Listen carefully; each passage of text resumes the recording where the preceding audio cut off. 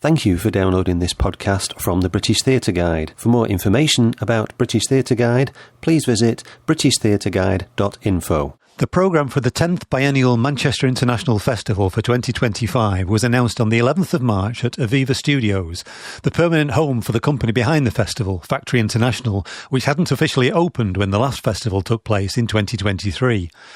The launch event was led by John McGrath, MIF's Chief Executive and Artistic Director since 2015, when he stepped down as Artistic Director of National Theatre Wales, which closed in 2024 after losing its Arts Council of Wales funding. But before that, he was Artistic Director of Manchester's Contact Theatre. Later, you can hear me speaking to John about the festival and the venue, but first, here he is kicking off the launch event and introducing Factory's Creative Director, Loki Hong.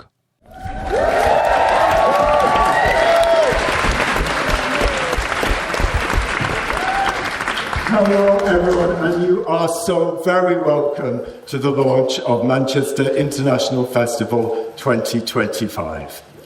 My name's John McGrath. I'm Artistic Director of Factory International, which, as many of you will know, is the organisation that runs Manchester International Festival, as well as Factory Academy, Factory Plus, our digital arm, and of course Aviva Studios, the wonderful venue that we're meeting in here today. It's just short of a couple of years now since we first opened the doors of this amazing space with You, Me and the Balloons, the exhibition by Yenu Kusama that opened up our 2023 festival. Since then, we've had hundreds of thousands of people visiting for productions as varied as Free Your Mind, the extraordinary official opening show from Danny Boyle, Boy Blue, Sabrina Mahfouz and Ez Devlin, and so much else until just a couple of weeks ago when we premiered Netherlands Dance Theatre for the very first time, premiering a new work outside of Holland here in Manchester with the extraordinary Figures in Extinction, which I know many of you here saw, and what a beautiful piece of work that was. We've talked a bit about this wonderful venue, Aviva Studios, but we started off as a festival in 2007. And Manchester International Festival has always been a unique festival around the world because it is the only festival of scale that is an invitation to artists to complete, well, officially do hope that they do complete them, actually. Sometimes they don't. Sometimes they almost complete them. But to create brand new work for our festival. Many festivals bring work from around the world. We bring artists from around the world to do completely new things. And that's what we've been doing since 2007. This will be our 10th edition of the festival. But as we've grown into this building, we're also thinking anew about the festival. How do we expand our reach? How do we do new things? How do we work with different communities and artists from across the globe? And so we invited 3 years ago Loki Hong to join us as creative director and to think about the next stage in the journey of our festival. Many of you will have got to know Ki Hong over the time he's been here. He's been such an amazing presence here in the venue for us and in the city. But today we get to celebrate the work that he's been doing, thinking about the future of Manchester International Festival, still as a festival that creates and completes amazing work by artists from around the world, but also thinking in new ways about the journey we can go on. So it is my absolute pleasure to invite Loki Hong to come to the stage to introduce for us the programme for Manchester International Festival 2025.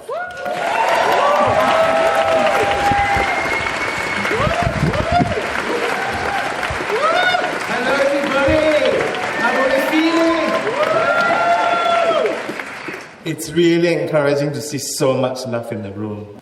Welcome again to the launch of MIF 2025. I'm truly excited to be able to share with you a program that's been created with such a diverse range of artists. Artists that ask us to question the state of the world right now. Artists that challenge us to think beyond the state of where we think we are. As we all know, we live in this incredibly strange and challenging times. A time when more than ever, it's so important to hold firm in our belief in community, to be there for each other, and to hold up and celebrate visions that inspire us, that really show us a future that we want to be part of, even when everything else around us tells us otherwise. So this festival, we want to invite audiences to dream differently, to enter into new worlds, cosmologies, proposals of new futures that allow us to rise a bit above the storm and to see a bit further beyond our current conditions. This festival also marks the first time we will go beyond the city centre, where we'll be making work with residents of the Greater Manchester boroughs. I cannot wait for you to uncover and discover the powerful stories that come from our neighbours, our family, and our friends.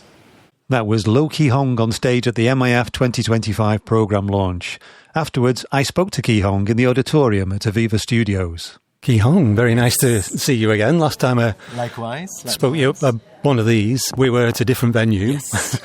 And now you're a lot more involved with this one, aren't you? Yeah, absolutely. Technically, this is the first festival I've curated with the wider team here at Factory International. So I'm also really super excited to be able to share with everybody, essentially what I've been working on since I arrived in Manchester 3 years ago. Yeah. It's interesting, right? Some of the conversations I've been having with artists like Fab Swag started actually 11 years ago. Yeah. And finally we're able to manifest a project that we want to make together. And so for me, it's also such a significant moment because I've been coming to Manchester since 2009 for the festival. So, and of course, I was just saying today with some of my colleagues, I never imagined that one day I'll be curating this incredible festival out of this incredible city, with artists from around the world, for the world actually. So for me, it's been such a significant moment.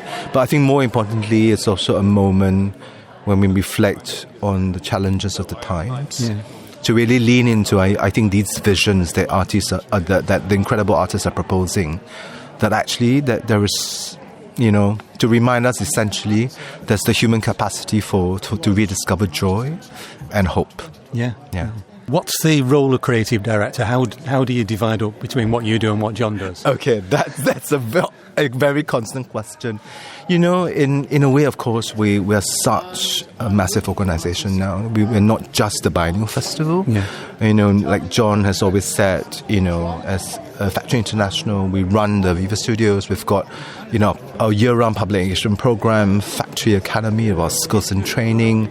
There's a digital work across everything that we do. There's, of course, the music program. There's the day-to-day in this incredible building, right? And then, of course, there's the festival that where we've come from. And essentially, to put it quite...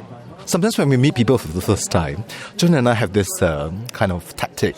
John will say he's building an festival, just to make it simple. Yeah. But actually, in a lot of the day-to-day, we work very collaboratively. Because a lot of the kind of content that's driven out of this organization, we both of us hold it together, in kind of constant conversation all the time as we reflect with each other, about where we're going with this organization. Also reflecting the range of artists that we work with. We're both quite similar, but also very different experiences, and I think that combination is such fantastic, lovely partnership. John is like, a special person. And I think over the years, I've found not just an incredible mentor, but an incredible friend. And John, of course, is Manchester-based. He used to be at Contact years ago for a long time. Correct. So I suppose different backgrounds, you bring different things to the role because you're looking at it as an outsider, even though you've been coming for a long time. Yeah. So what do you bring that's different? I think in many ways, personally, as in my career, I've come from the context of both performance and the visual arts. Yeah. It's part and parcel of what I do day in, day out. And in a way, I think, in a lot of my career as a curator, it's always important to have a lens that it's from the outside, to kind of think about what other angles can you look at the same issue or the same problem, and what else can you bring to think things a bit differently. And I think, being part of an organization that's the DNA to kind of invent tomorrow together, it's I've never been in an organization with such clear alignment with my own ethos and values. And so in that sense, I think for me, in my years of living and working in Asia, and of course in a lot of time in Europe as well, it's also to really start to coalesce. I think the shifting conversations that as I meet artists here in the UK, especially here up north, I'm constantly inspired by the way they work, because I think there is something of a renaissance here in the UK right now, for me artistically, I think, and culturally, because, day to day you encounter these young people, my gosh, the way they think. I'm only so lucky to encounter 10% of how they work. And I think in that sense, now that we have a permanent space, we have then the capacity to do this conversation on a daily basis. As you say, the organisation is very large now. There's always a danger when an organisation gets too large that you lose control of the ethos, that it gets a bit dispersed. So how do you keep that under control? In many ways, it's also down to the kind of leadership in this organization. Of course, right at the head of the organization is John. But, we have an incredible assembly of the exec team that includes myself, of course. Sheena Rickley, our executive director, Karen Buss, our chief financial officer, as well as Scott McVitie, who's just recently joined us as our commercial director. It's really thinking quite 360, as a group, and to know that actually it is not just about putting front and center this kind of exec team voice, but what does it mean when we collaborate with the rest of the organization, from the front of house folks right up to a technical crew, to the head of design or head of sound or whatever, because I think it's important that we're doing this together. It's ingrained in our organization. So I think in some sense for me, that kind of, quality of the leadership is very important. And in a way, we want to be as transparent as we can to also, be quite clear that, we've made mistakes. And we continue to learn and make mistakes. So I think that's important because it's also about being human. But this year's festival, we're British Theatre Guide, so it's the theatre that we're most interested in. So what are the highlights? So, of course, you have to come for the critical and important liberation that really allows us to reflect the critical 5th Pan-African Congress that took place in Manchester 80 years ago in 1945. And I think what Ntombizodwa Nyoni, the writer, and Monique Touko, the director, have done with an incredible team of designers and thinkers is to allow us to re-encounter these leaders of the past, but then allow us to ask the question, what does liberation and revolutions of the future look like? And what sacrifices and what decisions do we make as leaders of the future? So we invite audiences to enter the World Exchange, and right then you're at the Congress. So I think it's important that, it's not just a play you're encountering, but a performance with a lot of text, of course, that asks very hard questions, that asks you in this time, in this day and age, and more than ever, we need new visions of leaders. It sounds like you're not just looking at new work, but you're looking at new spaces as well. So have you enjoyed exploring the different spaces in Greater Manchester? Absolutely. I mean, like when I first arrived in Manchester, I spent a lot of time in Greater Manchester. Sometimes just hang out in a pub in Rochdale. And there's a revolving door of artists. Just to have a conversation and just to check in on how things are.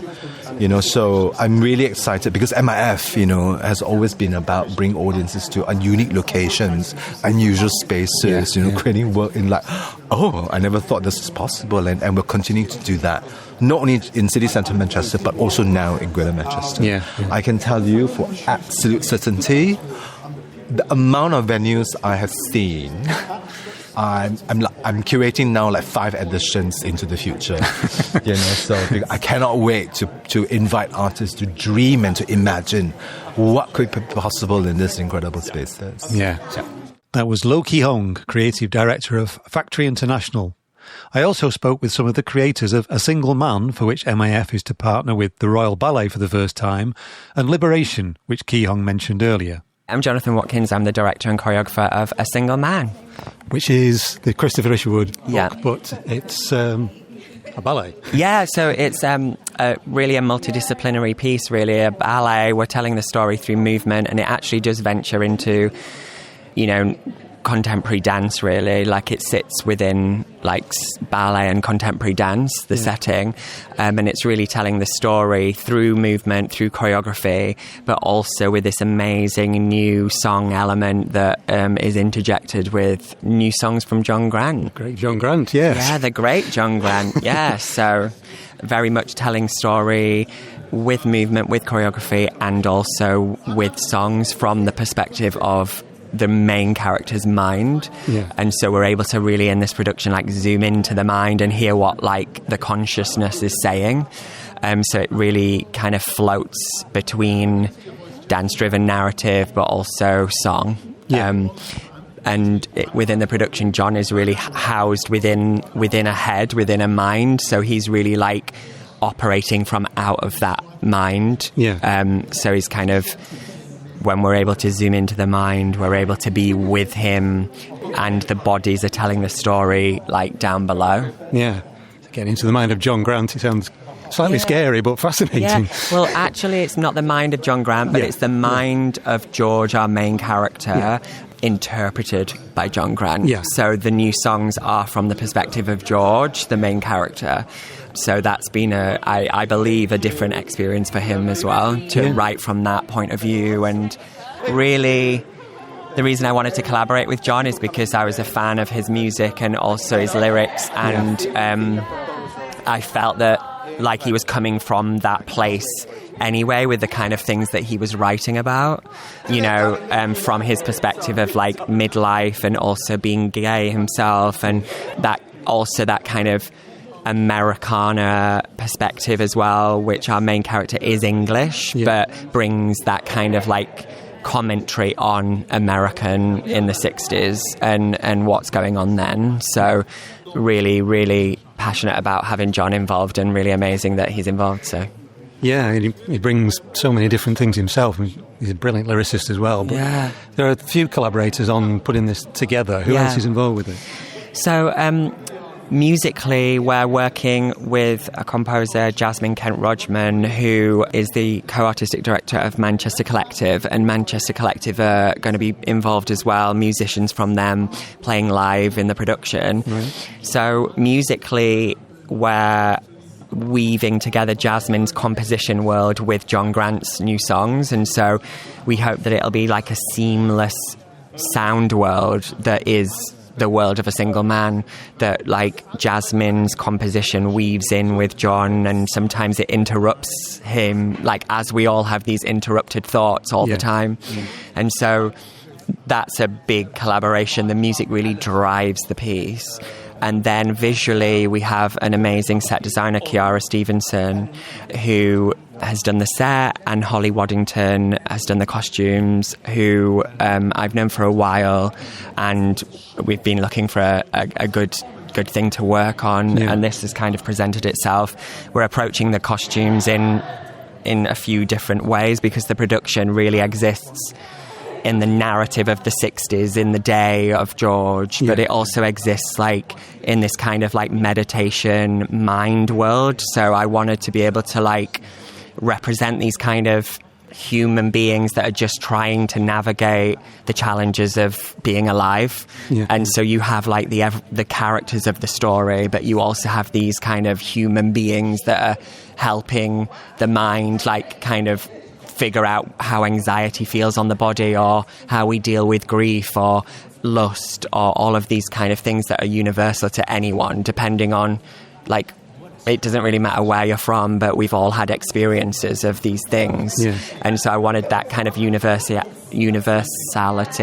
that's the word, I don't know, to kind of come in that respect. So it's costume wise, we're doing 60s America, but we're also doing this kind of energy, human form as well, that kind of, when you zoom into the mind and John is singing about these human experiences, that we're able to really kind of visualize those as well, like within the story. Yeah. But there's many kind of other people involved as well, and obviously our cast of 10 dancers. There's 4 main principal characters, but then there's a cast of 6 that are playing different roles and kind of doubling and tripling up of like students and people at the gym and teachers and like these kind of quicker characters that are like within George's day. As he goes through his day, he's just trying to navigate his day, but going through kind of a gamut of experience and feeling and grief and hiding it and being able to let it go and release it. And so I was really drawn to this story just because of like the human aspect, the human like experience element of it, and especially the mind and body connection. Yeah. In the book, even if you don't know it, like there's this mind and body connection that the mind is on a journey and the body is on a journey, and like how we can influence, like how the mind influences the body, how the body influences the mind is a very like current topic and theme. That trusting the body, what the mind and what the power of the mind can be. And so kind of very much split that up in the production, and it's how they talk to each other and how they kind of can work well together, but also kind of work in a damaging way as well. It sounds very simple from the title, and there's a simple poster. Yeah. But there's a lot of very complex elements to pull together as a director there, isn't there? Yeah, there is, and also it's actually just I've done quite some challenging like narrative dance pieces before, like with 1984 Orwell and like Kez and things like this. And with this, it's really a kind of framework really to explore not just like plot and narrative, but kind of ideas and themes. And so I think that really gives an exciting melting pot and a reason why I really wanted to create it for the Manchester International Festival, because it has that culture and that reputation of like mixed media and multidisciplinary productions.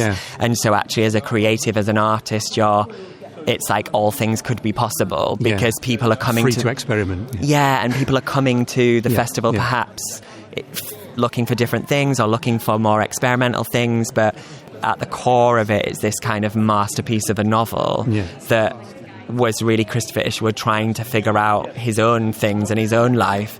And so what better thing as a basis and an inspiration to kind of explore in different ways in body and mind.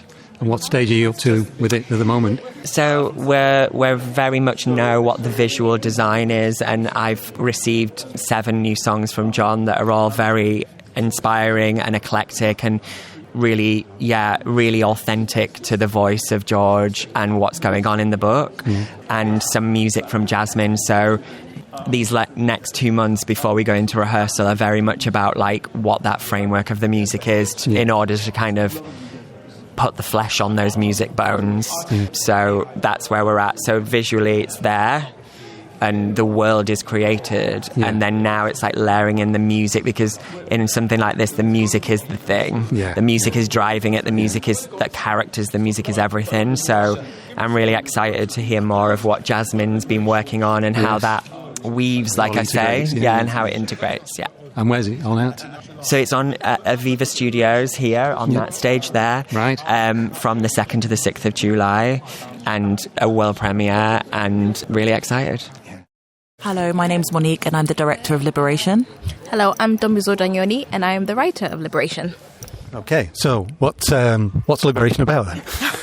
Liberation is about a group of activists who took part in the 5th Pan-African Congress in 1945 in Manchester, which was Charlton Town Hall, and they were coming from around the world. And it's really interesting to think about these group of people, like 45 days after World War II, being able to kind of travel to Manchester to take part in this conversation that is about the decolonization of Africa, but also about what does it mean to be an activist and how do we bring about change making. How were they received at that time? It's interesting because, like, during kind of doing a lot of like the research, you know, one of the things that kind of kept coming up was about kind of Manchester's kind of history in kind of the trade unions and activism. So one of the things that kind of made them end up coming to Manchester is because there was loads of kind of connections with like the Labour government. So they were also able to not only get accommodation but also kind of secure Chiltern Town Hall. And that was one of the things that was really difficult at that time, because we're having loads of conversations about what it means for you to migrate somewhere, what does it mean for you to be a person of colour in a city, and the racism and like the ignorance that they were facing. So Manchester really was kind of really pivotal because it held them and it welcomed them and it allowed them to have this really big conversation about what does it mean for us to be change makers, not only here locally but on an international level. Right. And what was actually decided at this conference? So as part of the Congress, what the main kind of goal was, how do we also write a manifesto that looks at the ways that we can go about making change within like their respective countries. So you're looking at activists who are from across Europe, across the Caribbean, and across Africa. And at the end of it, what they're looking at is how do we kind of categorize the areas that we need to look at change. So it's like political, it's social, and it's also like agricultural. How do we also take a hold of like the governments in place? So we're looking at how do we remove like the British kind of empire. And then there's like a list. So during like the Congress, what they did was each day was like a different topic. So you'd look at like what's happening in the Caribbean, what's happening kind of in North Africa, in South Africa. So each day you have different speakers coming in to talk about like their experiences kind of in their respective countries, because one of the pivotal things is that the empire walls have fallen. So finally they can kind of meet and have conversations about what their experience has been, because one of the biggest issues was that because of the empire, they just couldn't speak, they couldn't share information. So at the end of it, you end up with this manifesto that's saying these are the things that we need and these are the demands that we have for liberation in our respective countries.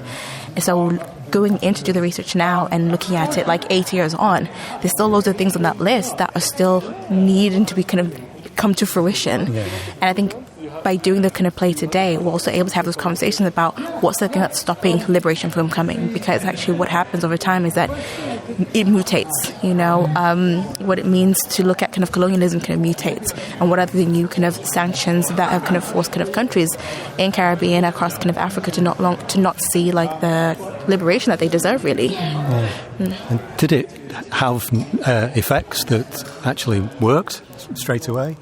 Yeah, I mean, like one of the really important things is that like post kind of the Congress, Kwame Nkrumah really was the first kind of person who had kind of participated in the Congress, who went on to become like the first president of his country. So he then liberated the Gold Coast, which is now known as Ghana. So everybody that was at the Congress at that time then goes on to become like prominent like prime ministers or presidents of their respective countries. So they ended up being like these really respected icons. But one of the key things is looking at the idea that at that time they're also just men and women who want to bring about change. And I don't think at that time they were thinking, oh, we're going to go on to become the presidents. We just said we had a vision of what it means for us to kind of be liberated. So that's the goal that we're going to look forward to. And now we're able to kind of revisit that idea, because I think was just existing in a time where people are speaking up. We're talking about what does it mean now to kind of to be an activist, and what does it look like kind of in this contemporary world, because they were trying to do it without social media. They were just gathering. They were, you know, if you needed help, I'm going to come help you in Ethiopia. If you need help, I'm going to come help you in New York. So now it's like, how do you go about doing that? How do you bring about that idea of like Pan-Africanism and kind of unity? And you're taking over the Royal Exchange to do this. So how are you staging it? We're really thinking about the piece being beyond theatre and it being an immersive experience that audiences come in and feel welcome and feel like delegates of the Congress. So we are currently coming up with a pre-show, ensuring that the interval is something that is active and something that the audience can participate in. It has to be an event. It has to feel like something that's going to impact the audience. And we're definitely, one of the things that we're really trying to instill in terms of in the design is the idea of Manchester being a massive, massive part of this, paying homage to it, also inducing hopefully Mancunian pride amongst the audience, because I do feel like if this Congress happened in any other place, it wouldn't have had the effects that it did. Manchester's very, it's essential to the advancement of a lot of these leaders. So I think, Manchester's basically a character in our play, very much so. And the venue itself, I've sat in the hall many times and seen people walk in for the first time and just go, wow, I didn't expect this. So was it the venue itself, was that inspirational to you when you walked in? I think we can't ignore the history of the building. Yes. It was a cost and exchange. Yes. There's something about reclaiming. There's something about reparations. Yeah. There's something about redefining the space and ensuring that the space is welcoming, ensuring that it feels. It's very intimidating. The pillars, the scale of it, you know. So I think particularly for people that are not necessarily theatre goers, we want this to be a production where they can walk in and feel seen and feel heard, and also reflected on stage, not just on stage but also backstage as well, with a reflective and representative creative team. What's the reaction been from people from Manchester that you've mentioned it to? Because, I mean, I've lived in Manchester all my life, but I didn't really know any of what you just told me.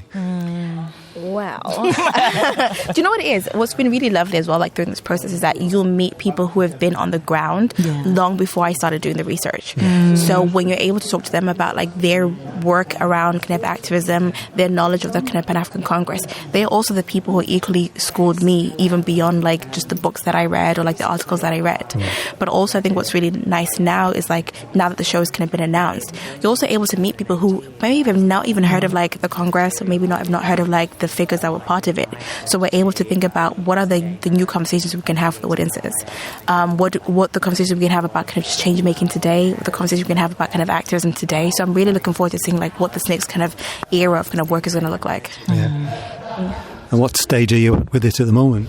So we just had our first design meeting. Yes. So we're actually trying to find out from the theatre whether we can afford what's in our heads at the moment, which is really exciting. We're fully into casting and just trying to assemble the right people. I think what's really hard about this particular production is that we want to try and achieve as much authenticity as possible in the casting, so that people are coming with a lived experience and just very specific knowledge about their specific country as well, because this is what it's about. It's about all of these countries coming together and us not making any assumptions in terms of plurality or assuming that all of the African countries are the same. It's really important that the voices are really distinct. So we're casting at the moment, we're designing at the moment, and I'm researching at the moment. Still researching. You've got always researching. Always. And I think one of the things that we're trying to do as well is just really tap into the local communities, invite people in. People should feel like the Royal Exchange is a place for them, and also just going off what Zodwa said, not making any assumptions. Like the Congress is part of a lot of people's history. We will be like in a long line of people that have commented on this issue, but also working with them to ensure that we are doing our best work. That was writer Ntombizodwa Nyoni and director Monique Touko of Liberation at Manchester's Royal Exchange Theatre, and before that Jonathan Watkins, director and choreographer of A Single Man. Finally, I sat down with John McGrath, chief executive and artistic director of Factory International. It's the 10th one, isn't it? So is that a milestone? It is a milestone, although the next one will be our 20th anniversary, so 2027 from 2007. So, and we're going to do the big anniversary thing then. Right. And but this one, we're doing what we do, which is just amazing work from artists from around the world. Yeah, and this is the first one you can launch from your new building as well, isn't it? So that must feel different. Yeah, it's lovely to have a home to work from. And yet at the same time, the festival is an opportunity to expand across the city, work with, the many partner spaces that have been part of the journey since 2007, and also to push further into different areas of Greater Manchester. Yeah, I noticed that in the announcement.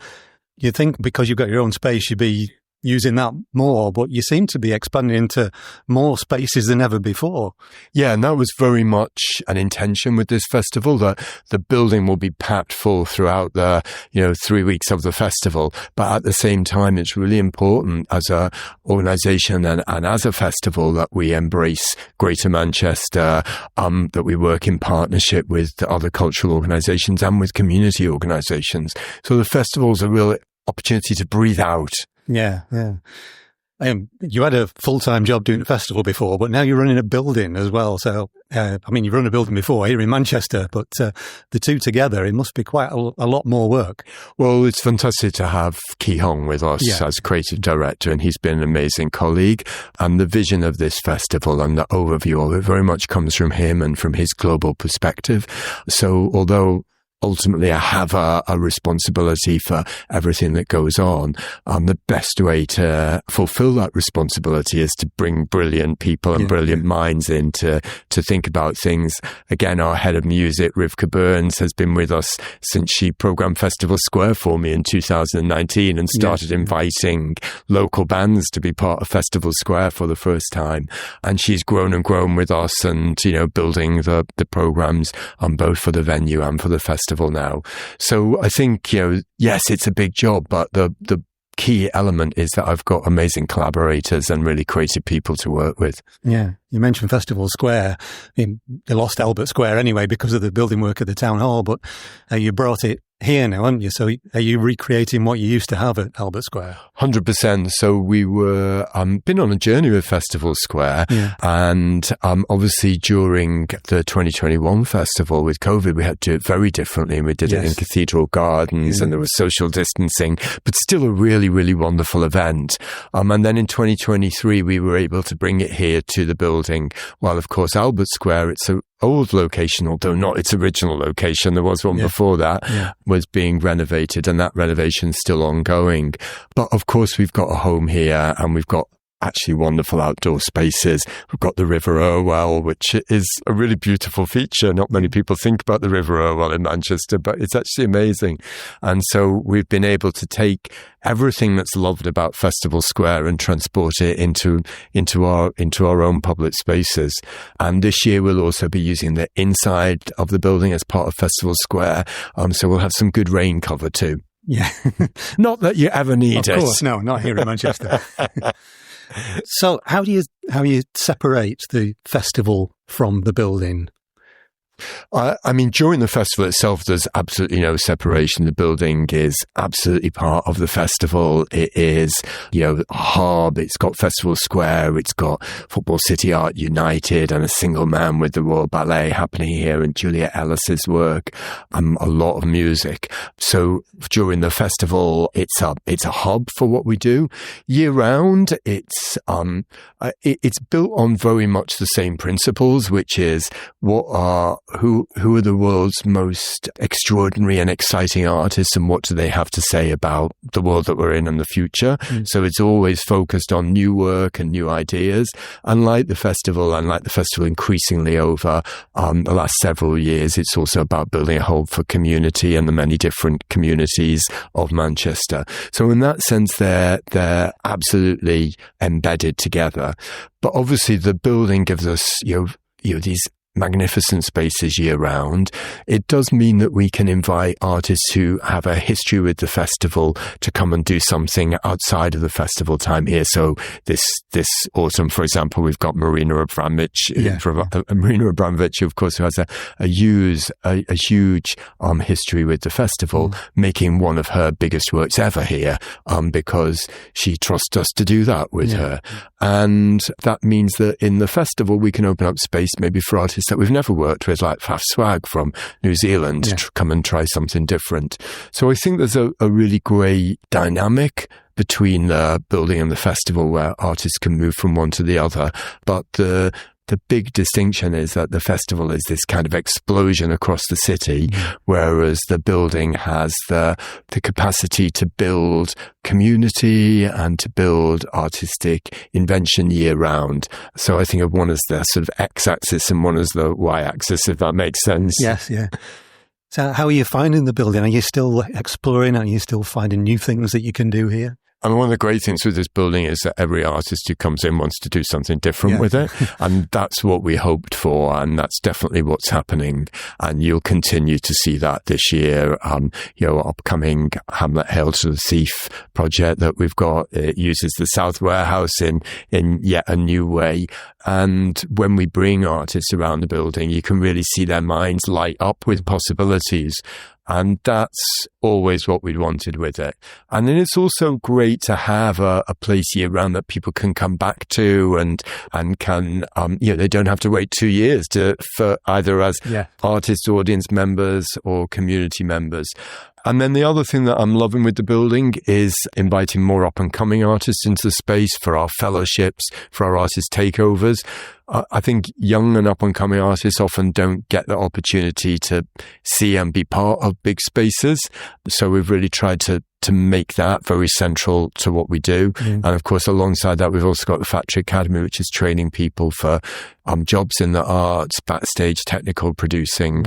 So it's also really lovely to have all of those often young people in the building, part of the building and part of the life of what we do. Yeah. And it must be great to see them walk into the space. And I think everybody, you know, whether it's a 18-year-old or Marina Abramovich walking into the space is a big moment. They're all huge spaces to fill, aren't they? Yeah. Well, for those younger artists, and I think learning the technique of that, you know, what are the things that would give focus? What are the ways in which you can play with space? So our artist takeovers are one of my favorite projects, where we give space and technical support, and those artists, often young, don't have to do a finished product. They're given big space for a period of time to play with, so that they've got those tools, they're developing those tools. And I think if we want our artists to be ambitious and to be making an impact worldwide, we've got to give them those opportunities to grow. Yeah, so there's no pressure in producing anything. There's a freedom to fail. Yeah, and actually I've always wanted this building to have that developmental side to it as well, so that it's not just a big space to put in things that are ready. It's also a place to play and explore and try out what might work. Yeah. It seems to have been very successful with the productions you put on. I was at the Netherlands Dance Theatre recently, and it was absolutely packed out. Every single ticket sold for the entire run. So how do you think it fits in with what's happening in Manchester theatrically? Because not everything is totally recovered. Contact, which you're using in the festival, is struggling. Royal Exchange is getting back there, but it's still not reopened the studio. So what do you think Manchester theatre's like at the moment? I think that there's one of the most exciting things in Manchester theatre is that there's a lot of young theatre makers who are either moving to Manchester or stay in Manchester and doing some really interesting work. So, you know, there were a number of things on, for example, in the Pulse Festival at home recently that were really interesting and exciting. So I see, you know, artists that I know from days I was at Contact, like Yusra Warsama, for example, starting to do, you know, really make mature work now, and I think that's really great to watch. And I'm also seeing more and more. We do artist socials every month where you can just turn up, meet other artists and creatives, have a free pizza and a drink, meet me and Ki Hong just in our social spaces. And you know, more and more artists turning up are young creatives who are moving to Manchester because it's a place to make work. So I think that energy is really exciting for the city and will really power the life of the venues. So I don't think it will come back the same as it was. I think it will come back in a different way. But the more that can be based on a creative community here, the better. Right. Can I also ask you, between the two times when you've been in Manchester, you were in North Wales and... Well, not all of Wales, not just North Wales. Well, yeah, but National Theatre Wales is, I was wondering what you thought about what's happened to that. Well, I think like a lot of things, National Theatre Wales has been on a complicated journey through the periods of COVID, etc., and also, you know, Wales itself has, you know, a lot of challenges economically that, you know, really impact on the life of the country. So I think that there's been a lot of change in the arts, and, you know, sadly a lot of that impacted on National Theatre Wales.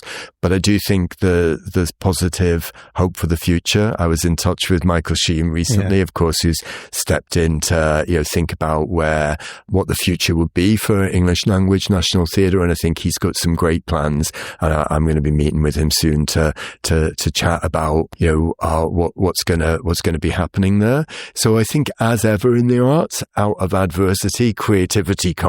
And I think you will see that in Wales, because it's an amazing creative place full of so much artistry, and it's a place where, you know, art and song and music and drama are very central.